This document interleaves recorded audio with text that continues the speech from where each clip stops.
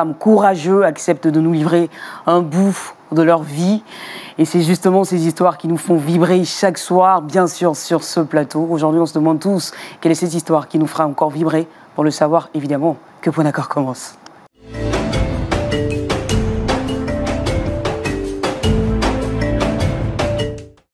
Merci beaucoup. Voilà. Et on a toujours cette chaleur qui ne nous fait jamais défaut dans cette émission.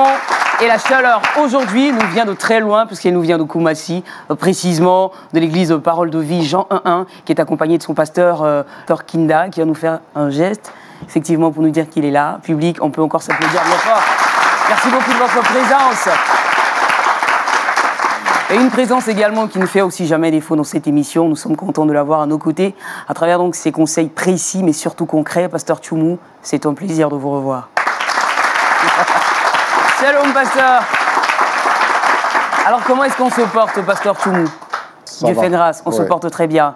Et vous également? Par la grâce de Dieu, ça va très bien. Dieu merci. Alors, on connaît bien le principe de l'émission, et ça, je ne cesserai jamais de le dire.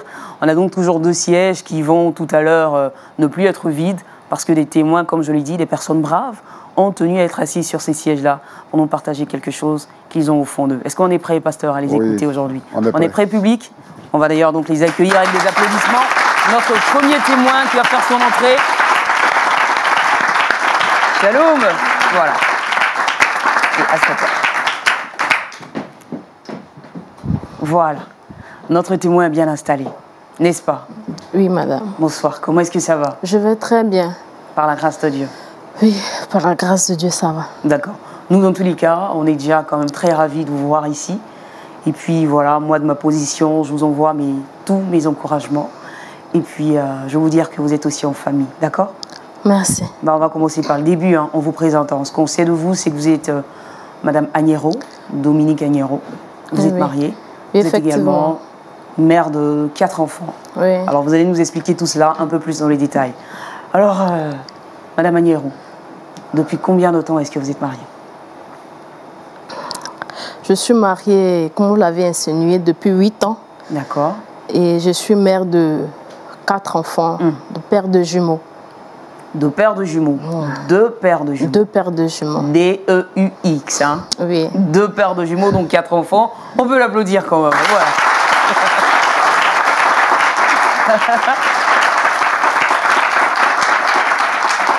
Félicitations. Donc ça ne doit pas être facile avec des enfants, 4 en même temps qui gambadent. Alors quel est l'âge de ces différents enfants? Ok, les premiers, ils ont 6 ans. Et les seconds ont 5 ans. En 5 ans. Et ça a été une grossesse très précipitée. Rapprochée. Beaucoup rapprochée. Alors aujourd'hui, deuxième question, puisqu'on sait maintenant qui vous êtes. On a envie de savoir aussi la personne que vous allez convoquer à vos côtés aujourd'hui sur le plateau.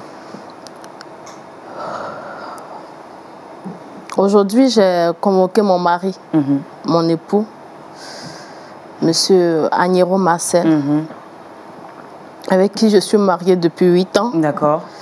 Un très beau garçon. Un très beau garçon, d'accord. Alors, pasteur, je pense que maintenant qu'elle est bien installée, on va entrer dans le vif du sujet. Et avec nous, ça passe forcément par le grand déballage.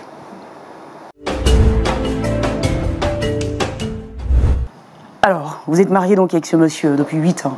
Effectivement. Parlez-nous un tout petit peu de cette vie en 8 années de mariage. Avec votre mari, comment est-ce que les choses se sont passées? Avec mon mari, tout se passait et se passe encore très bien. C'est un très bon garçon, très gentil, qui aime beaucoup la famille. Quand j'ai besoin de lui, il est présent. Il est beaucoup serviable. D'accord. Il est beaucoup serviable et il m'a même fait un cadeau d'ouvrir une boutique pour moi, où je suis gérante là-bas. D'accord. Et c'est un peu ça, il est toujours présent et il aime beaucoup les enfants. Il aime les enfants. Donc effectivement, vous avez un homme qui vous aime, qui aime vos enfants, qui aime partager, qui aime la famille, mais qui a aussi la crainte de Dieu. Oui, vraiment, nous partageons chaque jour nos vies de prière. Nous remercions Dieu après chaque repas, avant d'aller au lit. On prie toujours ensemble avec les enfants. Il a vraiment la crainte de Dieu et ça, je remercie Dieu pour ça. D'accord. Alors, Dominique, enfin je me permets de vous appeler Dominique, il n'y a pas de souci? Il n'y a pas de souci, ça va. Vous avez un joli prénom. C'est gentil. D'accord. Alors Dominique, puisque tout va si bien dans votre foyer, vous avez un mari qui a l'air d'être un homme irréprochable. Et pourtant, vous le convoquez sur le plateau ce soir. Il y a forcément quelque chose derrière tout ça. Qu'est-ce qui se passe dans votre vie, Dominique?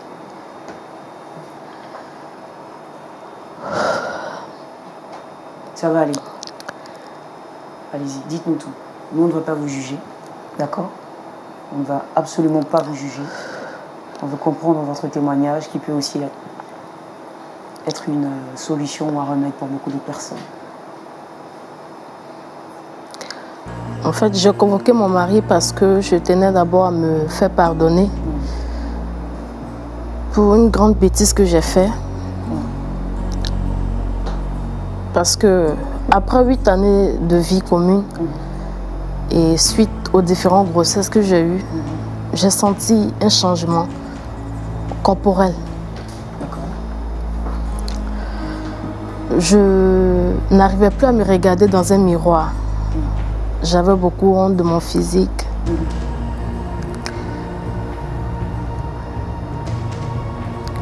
J'avais l'impression de ne plus être celle qui attirait son mari dans les débuts.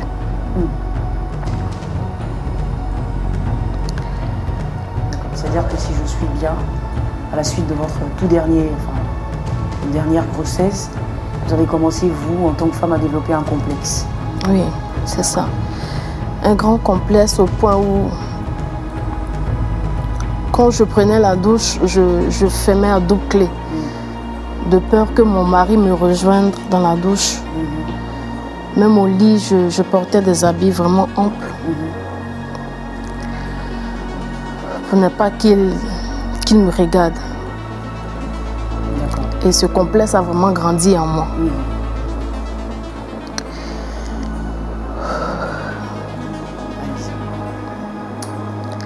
Et c'est ainsi que j'ai décidé d'en parler un peu, mais je n'arrivais pas. D'accord, j'avais même posé la question, est-ce que justement vous avez gardé cela en vous? Est-ce que vous vous êtes ouverte à votre mari? Est-ce que vous avez partagé justement cette situation, ce malaise-là à un proche, à une personne qui vous était proche, intime? Non, je n'ai pas partagé ça à mon mari. J'ai parlé un peu avec une copine qui m'est vraiment intime. Et ce jour, j'étais allée rendre visite à ma copine. Ça faisait un bon moment qu'on ne se voyait plus. Et quand je suis arrivée chez elle, elle m'a bien reçue comme d'habitude. Et j'ai senti un changement à son niveau. Un grand changement. Elle a plus d'enfants que moi. Elle a pratiquement 5 enfants. Et la voir, je me suis posé tas de questions. Mais qu'est-ce qui se passe? Pourquoi un changement? Et je me suis dit même qu'elle était enceinte encore. Et elle m'a fait rasseoir chez elle. Elle m'a dit non, qu'elle n'était pas enceinte, qu'elle est juste tombée d'accord avec son mari pour faire quelque chose. D'accord. Alors, quand vous dites que vous avez senti un changement en elle, sur votre... un changement visible, c'était un changement à quel niveau? C'était très visible, la poitrine. Pour une femme qui a fait 5 enfants et qui est encore plus âgée que moi, ça pose des questions. Il y avait une poitrine qui s'est vraiment développée, les rondeurs, la hanche, tout vraiment, elle était encore devenue plus belle. D'accord. Et cela... Quand vous lui avez, vous lui avez forcément demandé. Oui. Vous lui avez demandé à cette amie, qu'est-ce qu'elle vous a dit? Elle m'a dit qu'elle avait effectué un voyage avec l'accord de son mari. Ils ont effectué un voyage, tous deux, ils sont allés dans un endroit et elle a subi quelque chose. D'accord. Et après cela, la conversation s'est poursuivie et... Oui, suite à cette conversation, je suis rentrée tranquillement chez moi à la maison. Et il y avait tant d'idées qui traversaient mon esprit. Je me posais tant de questions. D'abord, moi-même, j'ai un complexe déjà.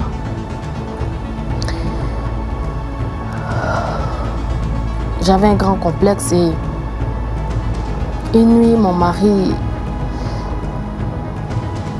avait une cérémonie chez lui. En fait, dans son bureau. Dans son travail, ils avaient organisé un dîner entre collègues, tout et tout. Nous avons l'habitude de partir ensemble. Mais cette nuit-là, il a décidé de partir seul. C'était un truc qui était vraiment répété. Et la 4e fois, je l'ai interpellé sur ce point. D'accord. On va y aller pas à pas parce qu'on veut bien comprendre cette histoire. C'est-à-dire que votre mari a parfois des soirées au niveau de son entreprise. Oui, où tous les collaborateurs viennent avec les femmes. D'accord. Chaque employé, il vient, enfin, je veux dire, prend part à ces soirées-là avec son conjoint. Donc les hommes viennent avec leurs femmes, les femmes viennent avec leurs époux. D'accord. Et votre mari avait l'habitude d'y aller avec vous? Oui, oui. D'accord. Même depuis un bon moment, il a arrêté de partir avec moi. D'accord. Et est-ce qu'il vous a donné la raison pour laquelle il ne vous laissait plus l'accompagner? La nuit où j'ai décidé de lui poser cette question, de savoir pourquoi est-ce qu'il ne partait plus avec moi, il m'a dit des paroles vraiment blessantes. Il m'a dit que je n'étais pas présentable. Je n'étais pas une personne qu'on pouvait montrer au public. Et ça, c'est votre mari qui vous le disait. Et pourtant, vous aviez l'habitude, en fait, de l'accompagner à ces soirées-là. Il m'a dit avec quelques enfants seulement que j'ai fait et je suis dégradée.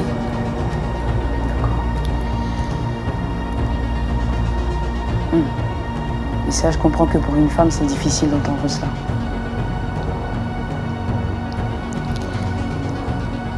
Ça m'a beaucoup travaillé l'esprit, moralement et aussi physiquement. Parce que ça m'a poignardé, je n'arrivais pas à comprendre comment est-ce qu'il a pu avoir cette audacité de me regarder en face et me... Il dit que je n'étais pas présentable. Et ça vous a vraiment affecté. Effectivement. Surtout que vous-même, déjà depuis un certain moment, émotionnellement, vous ne vous le sentiez plus bien. En tant que femme, vous aviez l'impression de ne plus être désirable aux yeux de votre mari. Oui. D'accord. Est-ce qu'il vous a présenté des excuses, votre époux, après avoir dit non? Non, non. Et depuis lors, il y a eu un grand froid à la maison. Chacun faisait ses prières à part.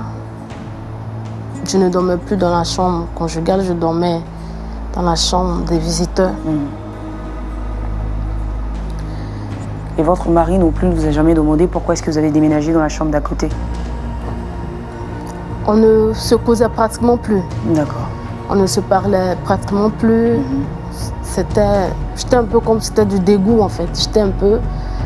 J'étais dégoûtée. Quand il me voyait, il était un peu dégoûté. Il me parlait plus. D'accord.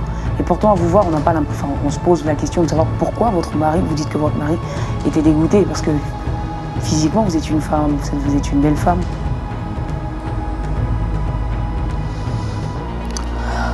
Effectivement.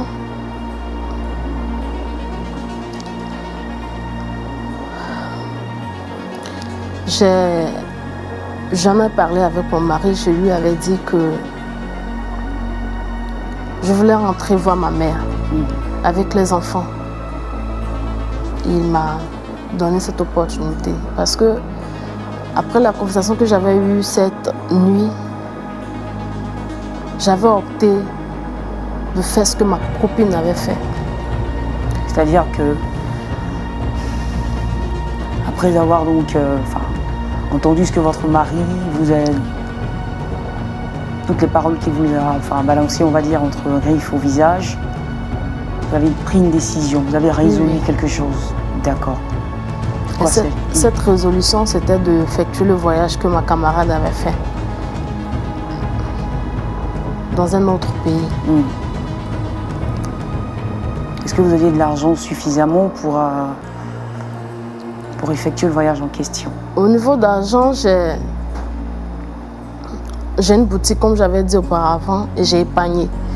Je suis rentrée d'abord en contact avec ma copine. Je lui ai demandé comment est-ce que ça s'est passé en fait, pour avoir plus d'informations.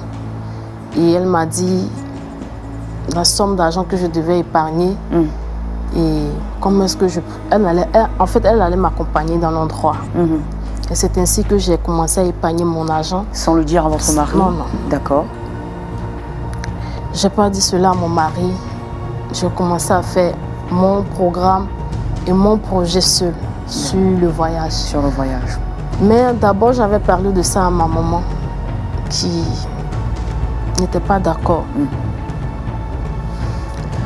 Mais bon, comme toute bonne mère, je suis une grande femme maintenant. Je suis une mère, je devais faire... Elle n'a pas pu s'opposer longtemps en fait. Pas longtemps. Parce que vous aviez votre décision et vous vouliez le faire coûte que coûte. Oui, parce que je ne sentais plus mon mari et j'avais l'impression de perdre même mon foyer. D'accord. Et donc pour vous, c'était la solution? C'était la solution pour moi. D'accord. Alors, on veut savoir exactement ce que vous êtes allé faire dans ce pays. Quelle est donc cette chose que votre copine a faite et que vous avez eu aussi, vous, un peu plus tard, l'envie de faire? Qu'est-ce que vous êtes allé faire concrètement dans ce pays?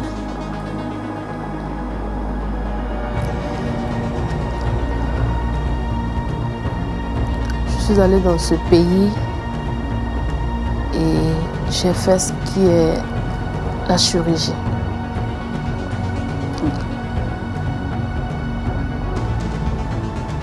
La chirurgie esthétique.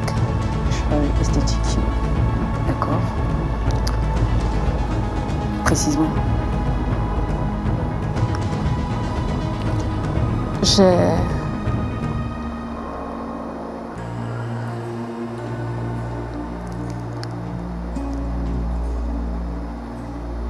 refait ma poitrine. D'accord. Alors, ce que je veux savoir, donc, votre mari, vous, en fait, il vous croyait chez votre maman. Effectivement. D'accord. Et c'est de chez votre maman que vous effectuez ce voyage, toujours à l'insu de votre mari. Alors, quand vous revenez de ce voyage, comment ça s'est passé déjà, cette opération, cette action? Est-ce que tout s'est bien passé? Oui. Est-ce que vous avez été satisfaite, vous, finalement, du résultat?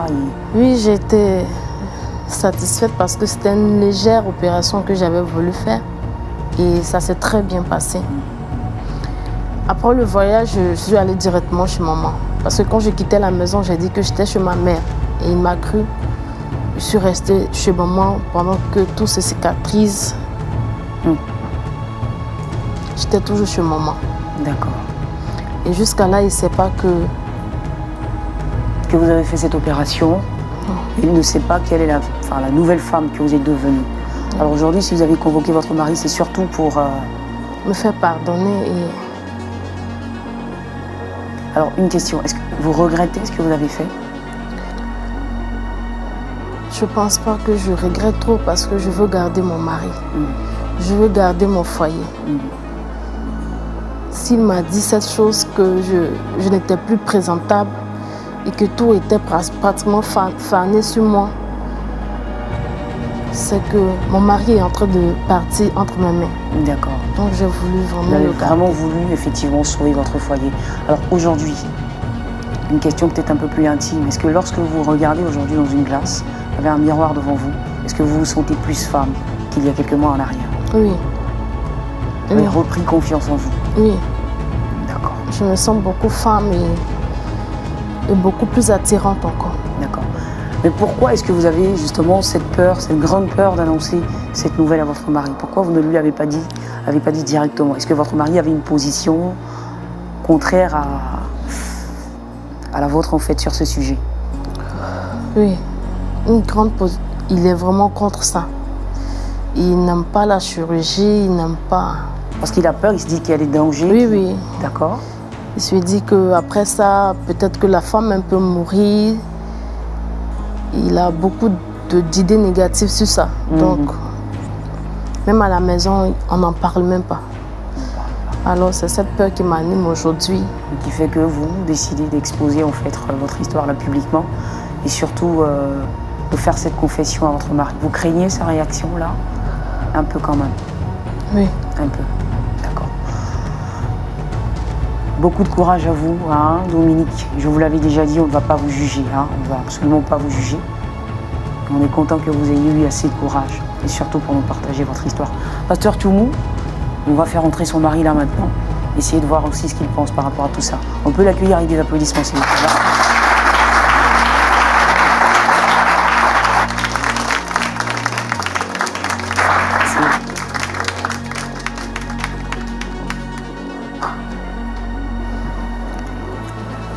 Bonsoir, cher frère.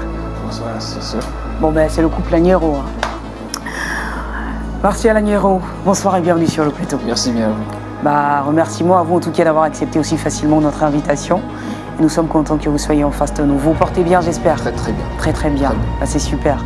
Alors, nous, juste avant votre arrivée, on discutait un tout petit peu avec votre femme. Et malheureusement, ou heureusement, en tout cas, il y a des secrets de famille qui sont sortis. Mais bon, D'accord. c'est pas grave. Donc, avec votre femme qui nous disait il y a quelques temps que vous êtes mariés, depuis 8 ans maintenant, Oui, que vous avez 4 enfants, effectivement. 2 paires de jumeaux. Effectivement. Bah voilà, le papa, on peut l'applaudir.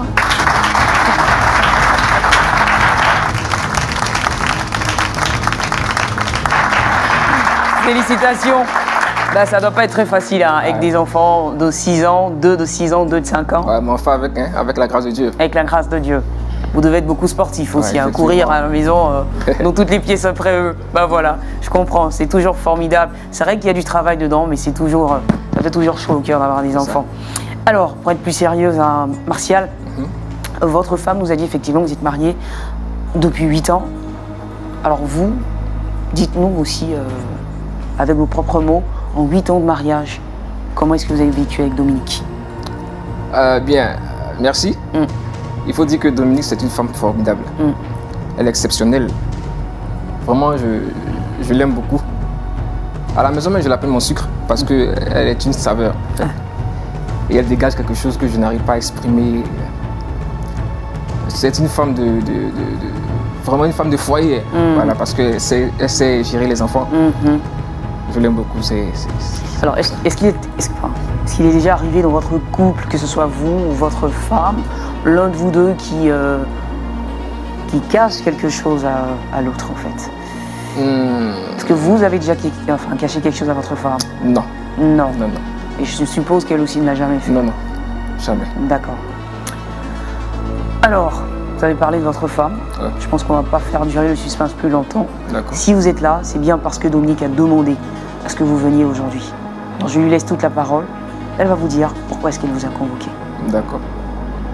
Chérie, était petite. D'abord, je tenais à te dire merci. Merci. Par la peine.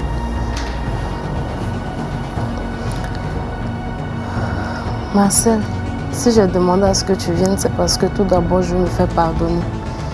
Tu fais pardonner. Mais pourquoi? Tu vas faire quoi? Tu vas faire quoi?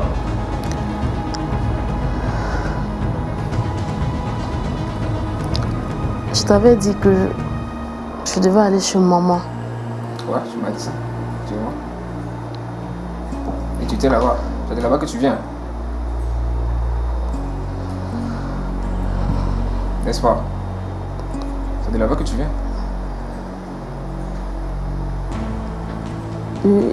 Oui, mais j'étais chez maman, mais j'ai pas passé tout mon séjour chez elle. Tu étais chez maman, mais je n'ai pas passé tout mon séjour. Là, je ne crois pas. Denis, tu sais, tu vas prendre ton sang-froid, puis tu vas m'expliquer clairement ce que tu veux me dire. J'étais chez maman, mais c'est pas. Là, je ne comprends rien. Dis-moi clairement ce qui se passe.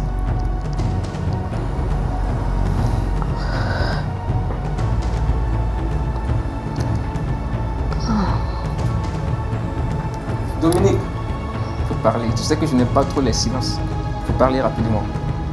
En fait, j'ai effectué un voyage. Tu as effectué un voyage sans que ton mari ne le sache. Et tu es allé où?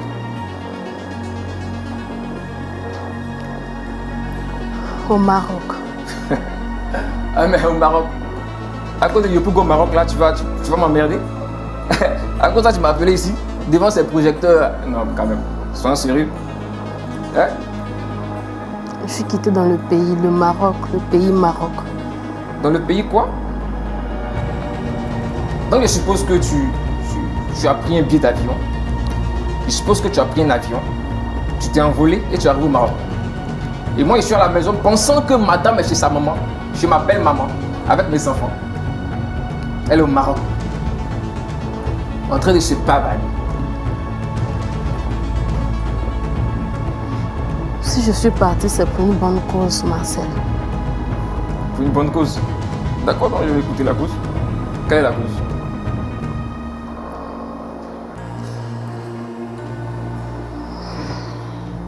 En fait, Dominique, il faut parler. Parle, je vais t'écouter.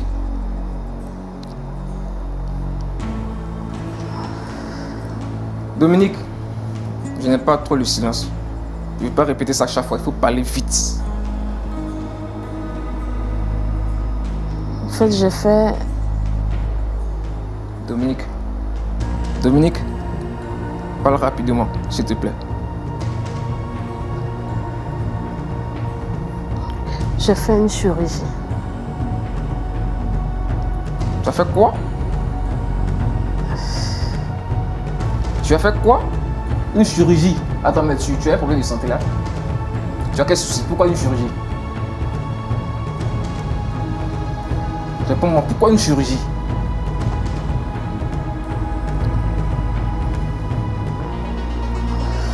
Dominique, réponds-moi, pourquoi une chirurgie?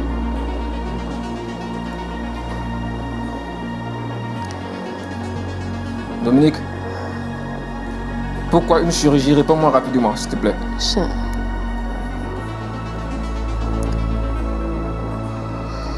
Mais tu vas me répondre là? Réponds-moi rapidement là. J'ai fait une chirurgie esthétique. Une chirurgie esthétique. Et c'est pourquoi? C'est pourquoi?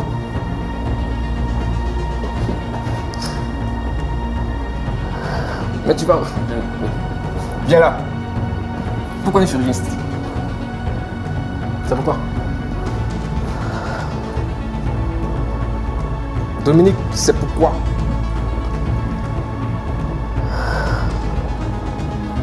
Allez, mais tu me montres ton habit. Je te pose une question, tu me montres ton habit, c'est pourquoi? Pourquoi une chirurgie esthétique, c'est pourquoi? Marcel, regarde-moi.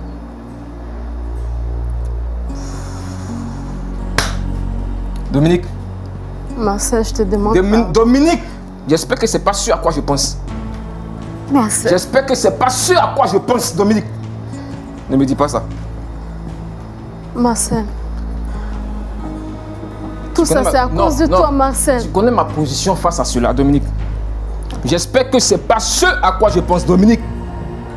Tu connais très bien ma position. Tu connais très bien ma position. Marcel, tu m'as poussé à le faire. Je n'étais même plus séduisante. Quand tu me regardais, c'est comme si tu ne voyais même pas ta femme. Ah bon? Donc comme ça, tu me jettes la faute. Tu me jettes la faute? Marcel, j'avais perdu cette saveur. Tu passais ton temps à me comparer à celle des femmes de tes amis au travail. J'en avais marre. Mais attends. Est-ce que tu t'es oublié de me cacher cela? Tu t'es oublié de partir jusqu'au Maroc sans me dire? Tu t'es obligé de le faire? Tu connais très bien ma position, non? Marcel, pardonne-moi. Je te demande pardon. Marcel. S'il te plaît, s'il te plaît. Allez, Dominique, relève-toi.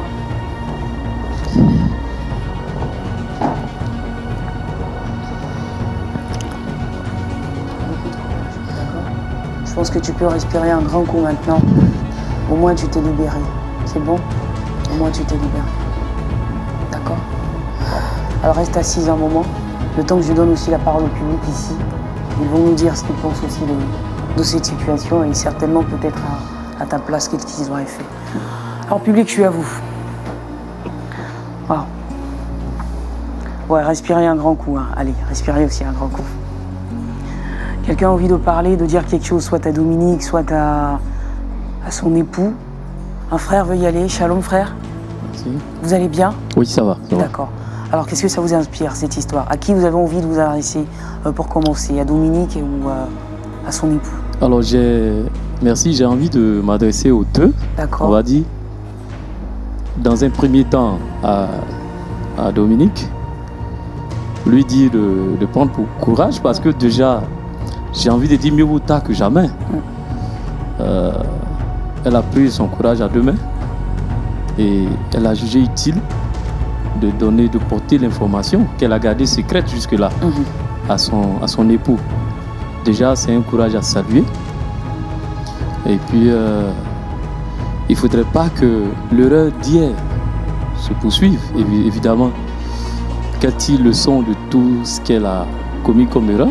Parce que si elle arrive à ce niveau-là, pour qu'il y ait un point d'accord, c'est parce que déjà, elle s'est rendue compte qu'elle a fait déjà des erreurs. Donc, tirer le leçon de ces erreurs pour mieux rectifier les choses pour l'avenir. Donc, courage à elle. Merci beaucoup. Et pour l'époux, j'ai envie de dire,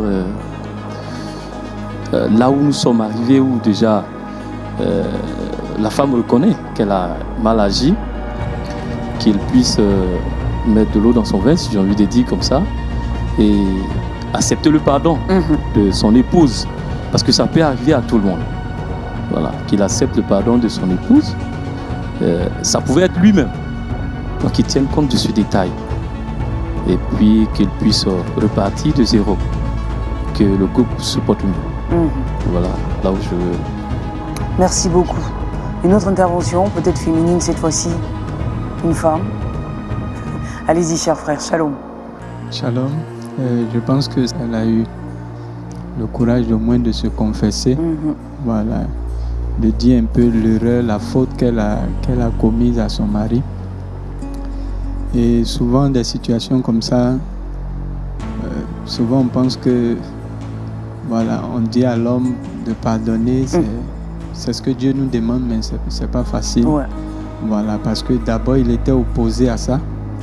Et à son insu, la femme est partie faire ce qu'il lui ne voulait pas. Donc, ça serait un peu difficile. Mais, comme le Seigneur lui-même, il a dit, voilà, si on ne pardonne pas, lui aussi, il ne va pas nous pardonner. Voilà, donc, le monsieur doit vraiment puiser dans cette foi qu'il a pour pouvoir pardonner à son épouse. Voilà ce que j'avais à dire. C'est clair. Merci beaucoup. On peut applaudir les différentes interventions. Merci beaucoup.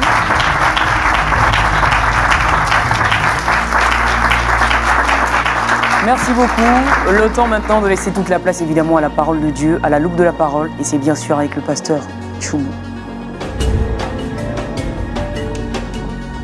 Re-shalom, pasteur. Oui, shalom, Claudia. Voilà une nouvelle situation que nous avons ce soir, voilà, qui se vit sous nos yeux. Pasteur, d'un côté, on a effectivement le mari qui se sent blessé, trahi par sa femme, et d'un autre côté, sa femme qui a les arguments qu'elle présente comme étant légitimes, et donc elle rejette un tout petit peu la faute et la responsabilité aussi à son époux. Alors finalement, est-ce qu'on va chercher qui a tort ou qui n'a pas tort? Première analyse avec vous tout de suite à chaud. Oui. Je me rends compte que les couples chrétiens ont des difficultés. Je commence par m'adresser à monsieur pour dire que quand nous écoutons le récit de Madame Agnero, nous nous rendons compte que Agnero n'est pas un homme facile. Et il nous l'a démontré tout à l'heure. Il est une terreur pour sa femme. Et elle a dit tout à l'heure que c'est un homme bien. Et lui aussi, il a dit pareil concernant sa femme. Mais ça doit vraiment se traduire dans les faits. Mais quand moi je regarde son attitude vis-à-vis de son épouse, et il la traumatise. Ça, c'est la première chose. La deuxième chose que je voudrais retenir, c'est que elle a fait des jumeaux 2 fois. C'est une femme, et j'ai dit que le corps de la femme se métamorphose, et donc il y a une évolution. Elle mange, elle a fait les enfants, elle mange, elle a besoin de prendre du poids, c'est normal. Avant, dans nos traditions, c'est quand une femme est en chair qu'on dit que c'est une belle femme. Mais maintenant, avec les nouvelles civilisations, on veut pas que la femme change de morphologie alors qu'elle a fait des enfants. Elle s'occupe de ses enfants. Et donc, à force de la comparer aux autres femmes, et même de ne même plus vouloir aller à des réceptions avec elle, que voulez-vous qu'elle fasse? Elle a dit qu'elle a peur de perdre son foyer. Donc, elle se bat pour garder son mari. Elle se bat pour ne pas perdre son foyer. Et pour elle, par rapport à sa situation, elle connaît une amie qui lui donne des conseils. Donc, c'est une occasion. Elle profite de cette occasion. Moi, je pense que, premièrement, Agnero doit arrêter de traumatiser sa femme. Et les chrétiens, qu'est-ce que la parole de Dieu dit? La parole de Dieu nous enseigne que nous devons aimer nos femmes. Aimer sa femme, ce n'est pas faire semblant. Ce n'est pas donner l'impression, mais c'est de l'aimer véritablement, telle qu'elle est. C'est-à-dire qu'avec sa morphologie, avec son éducation, avec tout ce qu'il y a qui la concerne, il doit l'aimer. Il doit l'aimer et il doit l'aider par rapport à certains complexes. Ta femme quitte ta chambre et tu ne lui poses pas de questions. Elle va en famille. Tu ne fais même pas un tour là-bas pour voir comment elle va, elle et puis les enfants. Et tu vas venir te plaindre parce qu'elle est allée faire une chirurgie. Moi, je pense que c'est pas normal. Et lui, il est à blâmer. Il doit changer sa façon de faire avec son épouse. Beaucoup de foyers sont brisés aujourd'hui parce qu'il n'y a pas d'entente. Parce que les hommes pensent que quand on dit que l'homme est le chef de la maison, c'est un moyen pour que lui, il soit le maître et que la femme soit l'esclave. Non, ce n'est pas ça. La femme est notre vis-à-vis. C'est notre aide.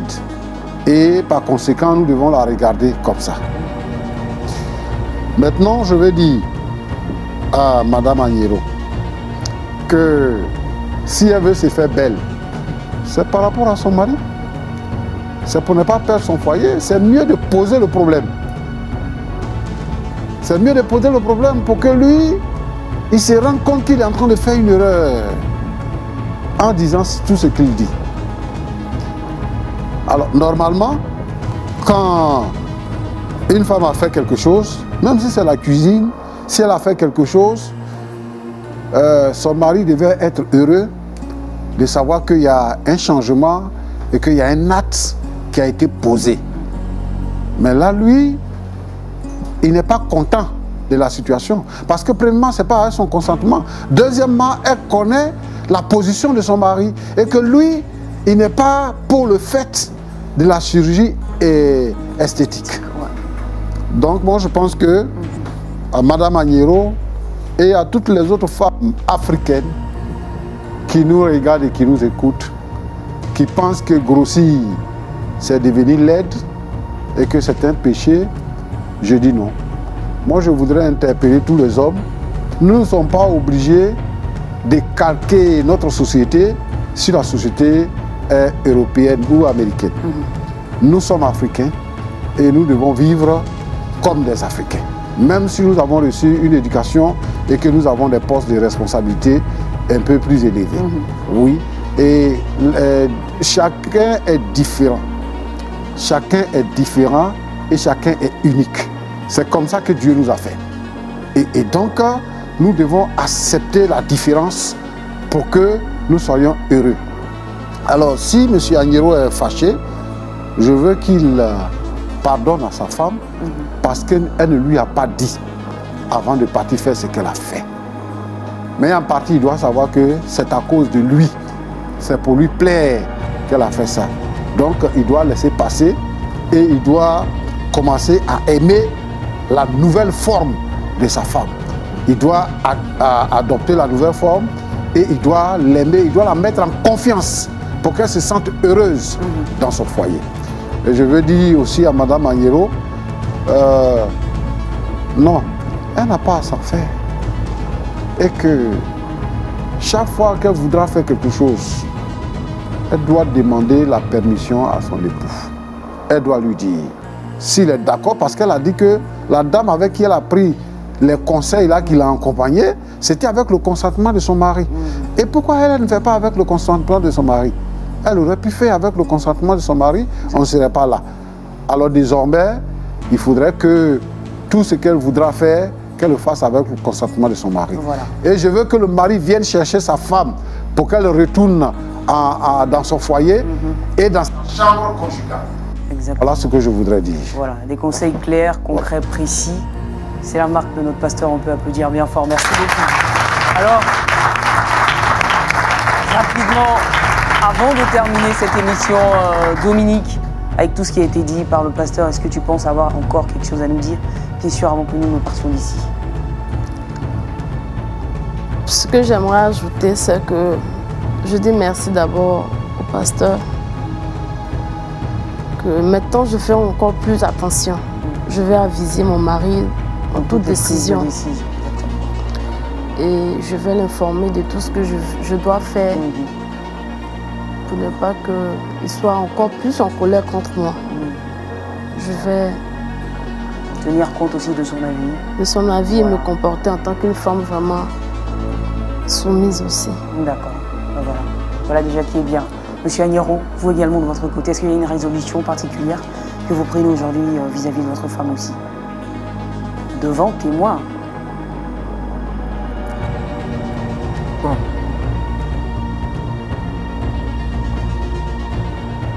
Je crois que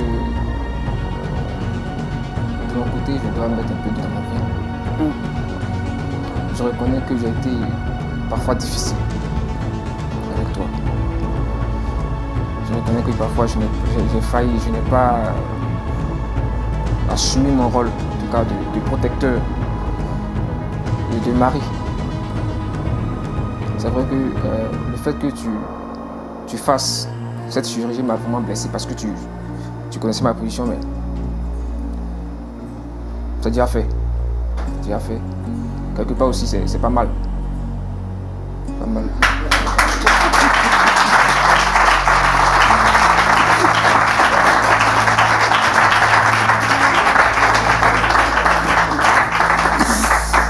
Oh là, il m'a plié, quoi. Bon, mais c'est tant mieux, hein. Donc voilà, on rentre à la maison. D'accord. Bon, voilà. Faut pas rendre trop long ce qui est court aussi, quoi. Voilà, on rentre à la maison, c'est compris. Mais bien, merci. Est-ce que, pasteur, on peut dire que là, on a trouvé le point d'accord? Oui, on a trouvé le point d'accord. Oui. Alors, on va prier pour eux, oui. pour qu'effectivement, ils restent aussi soudés le plus longtemps possible, en tout cas. Seigneur, tu es bon pour nous. Merci pour le couple Agnero qui finit par s'entendre sur ce sujet-là. Ô Dieu vivant et vrai, nous te confions tous les couples chrétiens en souffrance pour une situation ou une autre. Nous te confions toutes les femmes qui ont honte de leur corps parce qu'ayant enfanté. Seigneur notre Dieu, notre Père, donne aux maris d'avoir un cœur compatissant, d'être des protecteurs, d'apprécier et d'accepter leurs épouses. Seigneur notre Dieu, pour ne pas qu'une situation telle que celle à laquelle nous assistons ce soir se produise. Seigneur notre Dieu, notre Père, permet que le couple Agnero, en retournant à la maison, puisse partir sur de nouvelles bases et que l'attente soit totale dans leur maison. Permet que tous les foyers aujourd'hui en difficulté puissent avoir la solution par l'action du Saint-Esprit. Alors que je suis en train de prier, Seigneur notre Dieu, que le Saint-Esprit se manifeste et brise toutes les œuvres maléfiques et diaboliques qui divisent les foyers, Seigneur notre Dieu. Et que, Seigneur éternel des armées, l'entente soit pour que, Seigneur, ton nom soit glorifié. Béni sois-tu, Seigneur, parce que tu es fidèle. Au nom de Jésus-Christ. Amen. Amen. Alors, couple Agnero, Merci beaucoup d'être venu sur le plateau. Je pense que votre témoignage et votre histoire, votre récit a aidé beaucoup de personnes, c'est sûr. Monsieur Agnero, vous avez une très belle femme. Et prenez la résolution de le lui dire assez souvent, d'accord? Si vous le faisiez 2 fois par jour, il va falloir doubler la mise maintenant. Le faire 4 fois, 6 fois, 8 fois, 9 fois, 10 fois, et elle deviendra encore plus belle. Alors, on salue tous vos enfants. Certainement que le prochain bébé sera en route aussi. Merci à vous tous qui nous avez suivis. L'émission est terminée. Nous disons un grand merci à l'église Parole de Vie Jean 1.1 qui a été avec nous. Je précise que cette église nous accompagnera aussi la semaine prochaine. En tout cas, ce fut un plaisir. Mais cette question avant de partir, vous donc, à la place de Madame Agnero, quel aurait été votre choix? Vous savez bien, le débat est ouvert et naturellement peut se poursuivre chez vous. Bonsoir.